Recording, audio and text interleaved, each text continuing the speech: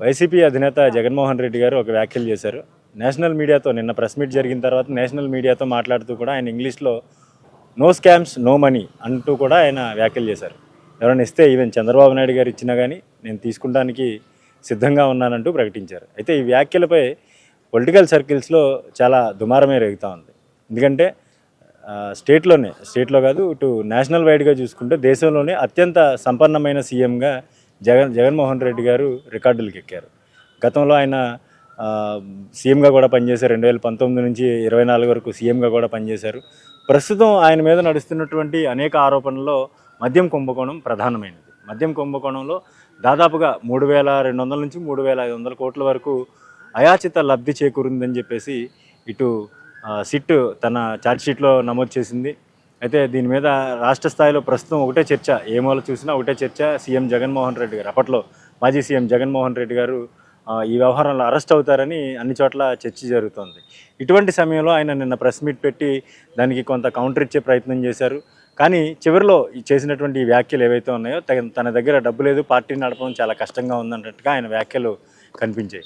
అయితే 2019 నుంచి 23 మధ్యలో ఎలక్టోరల్ బాండ్స్ కింద పార్టీకి 442 కోట్లు వచ్చినాయని అఫీషియల్గానే పార్టీ చెప్తా ఉన్న పరిస్థితి. అయితే 442 కోట్లు వచ్చిన పార్టీని నడపడానికి పెద్ద అమౌంటా చిన్న అమౌంటా అనేది ఆ పార్టీ కార్యకలాపాల మీద, పార్టీ నిర్వహించేటువంటి కార్యక్రమాల మీద ఆధారపడి ఉంటుంది. ఎందుకంటే ఈరోజు ఒక చిన్న సభ నిర్వహించాలంటే లక్షల్లో ఖర్చు అవుతూ ఉంది, పాదయాత్ర లాంటివి నిర్వహించాలంటే కోట్లలో ఖర్చు అవుతూ ఉంది. అయితే ఈ 442 కోట్లు కాకుండా అదనంగా అనేక మార్గాల్లో వైఎస్ఆర్ కాంగ్రెస్ పార్టీకి డబ్బు వచ్చి చేరిందని చెప్పేసి కూడా కొన్ని వర్గాలు చెప్తా ఉన్నాయి. అయితే ఈ వ్యాఖ్యలు చేయడం వెనుక ఆయన ఆంతర్యం ఏంటనేది కూడా ప్రస్తుతం పలువురు విశ్లేషించే పని చేస్తున్నారు. ఆ విశ్లేషణలన్నీ కూడా మీ ముందు ఇచ్చే ప్రయత్నం చేస్తాను. ఒకటి ఏంటంటే మద్యం కుంభకోణంలో ఏదైతే ఆయన 300-200 నుంచి 3,200 నుంచి 3,500 కోట్ల వరకు అయాచిత లబ్ధి అండ్ పార్టీ ఎవరైతే ఉంటారో ఆయన జగన్మోహన్ రెడ్డి గారికి చేరినాయి అని చెప్తా ఉన్న నేపథ్యంలో తన దగ్గర డబ్బులు లేవంటే ప్రజలు నమ్ముతారు. ఈ నేపథ్యంలోనే తన సచ్చీలతను కాపాడుకునే ప్రయత్నం చేస్తున్నారు జగన్మోహన్ రెడ్డి గారు అని చెప్పేసి కూడా కొందరు వాదన తెరపైకి తెస్తూ ఉన్నారు.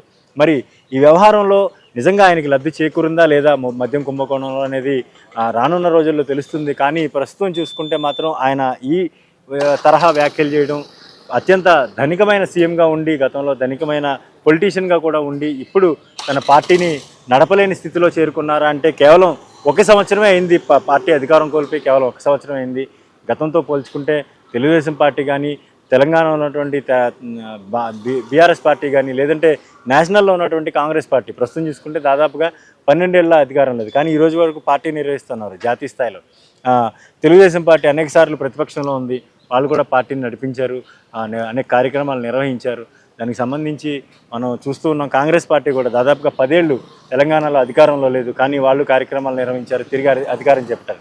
కేవలం 1 సంవత్సరంలోనే ప్రస్తుతం తన వద్ద పార్టీ నడపడానికి డబ్బులు లేవని జగన్మోహన్ రెడ్డి గారు చెప్పిన వ్యాఖ్యలు కేవలం ఈ కేసుకు సంబంధించి ఏదైతే మద్యం కుంభకోణంలో కావచ్చు, ఇతర ఇసుక లేదా మట్టి మాఫియా లేదా గ్రావెల్ మాఫియా కావచ్చు, ఇటువంటి వ్యవహారాల్లో ఆయనకి మరింత లబ్ధి చేకూరిందనేది ప్రతిపక్షాలు వాదిస్తూ ఉన్నాయి. అంటే అప్పుడు ప్రతిపక్షాలు, ఇప్పుడు పాలక పక్షాలు వాదిస్తూ ఉన్నాయి. ఆయన వ్యతిరేకంగా చెప్తూ ఉన్న వారికి కౌంటర్ ఇవ్వడానికి ఇటువంటి వ్యాఖ్యలు చేశారా అనేది కూడా ప్రస్తుతం చర్చనీయాంశంగా మారింది.